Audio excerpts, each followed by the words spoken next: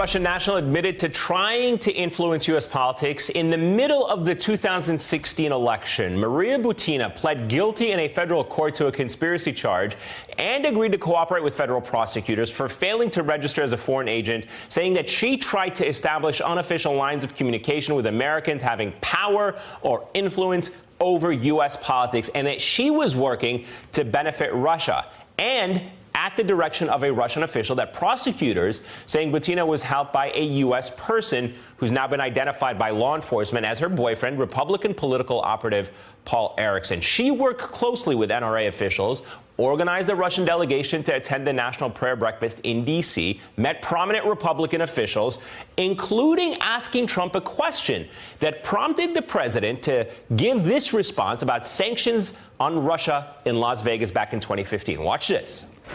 I believe I would get along very nicely with Putin, okay? And I mean where we have the strength. I don't think you'd need the sanctions. All right, so Butina wasn't prosecuted by Mueller's office. In fact, federal prosecutors in D.C. were the ones who did that. Putin denied even knowing about her. Эта вот девушка несчастная наша Бутина сидит, и ей грозит 15 лет лишения свободы. За что? Я когда услышал, что вокруг нее что происходит, у нас публичное мероприятие, но мне здесь скрывать нечего. Для начала я просто опросил всех руководителей наших спецслужб. Кто такая? Никто о ней вообще ничего не знает.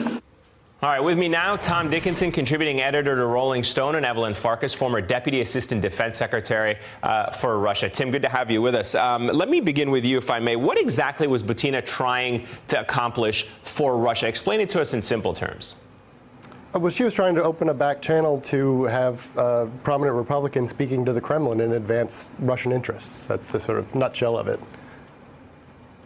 And how significant are the developments today in the courtroom that she was trying to influence, American politics in the middle of the election? She got a chance to pose a question. We still haven't figured out how or why she was allowed to ask that question, or in what context she was called upon.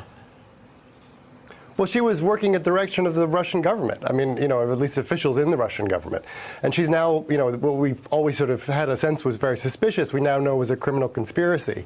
And she's the first Russian national to be convicted in this wider net of Russian influence of the 2016 election. So it's hugely significant, and I think there are a number of other shoes to drop still. I know, Evelyn, that, the president of Russia, Vladimir Putin, says that no one knows about her. He said he asked the head of his intelligence agencies, and they were all kind of like baffled about it from his reaction. But here's the interesting thing. The Ministry of Foreign Affairs' official Twitter account, they actually have her picture up as their avatar. So it certainly says something about it. Are you buying that they don't know her or not? I mean, do you even buy that argument that they're putting forward?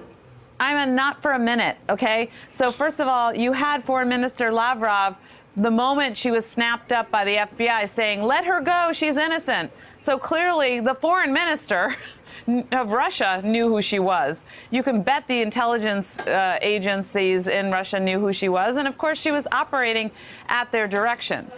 I think the interesting thing about this is that this particular influence operation goes back before 2016. So actually, Tim has some excellent reporting on this.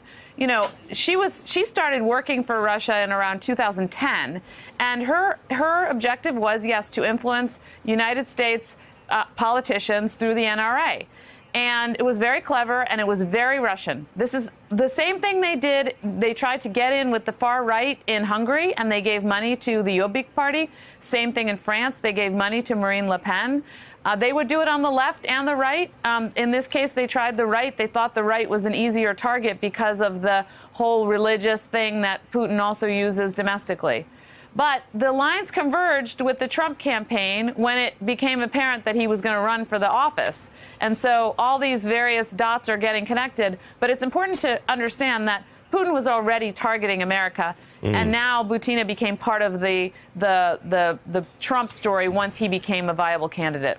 Tim, should we be reading into the fact that Butina wasn't actually prosecuted by Mueller's office? I mean, does it say anything that she doesn't fit into that investigation about the larger Russian efforts to meddle in the 2016 election, although that is precisely what the federal prosecutors are saying that she was trying to do?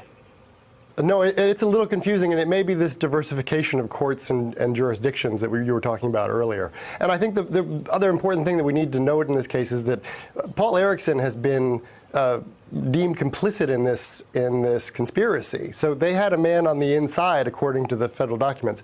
I've spoken to his lawyer today, and he says that Paul is a good American and would never have done anything to harm America. But according to the federal court filings, this guy was complicit and knew who she was working for and helped her do it, helped her identify targets within the NRA, helped bring these NRA folks to Moscow, helped them meet with top Russian officials, Dmitry Rogozin and Lavrov, apparently, in Moscow. So this was clearly well known in the highest ranking, among highest ranking people in the Russian government. So this was not some sort of, covert side operation. Like, this had some sort of official blessing.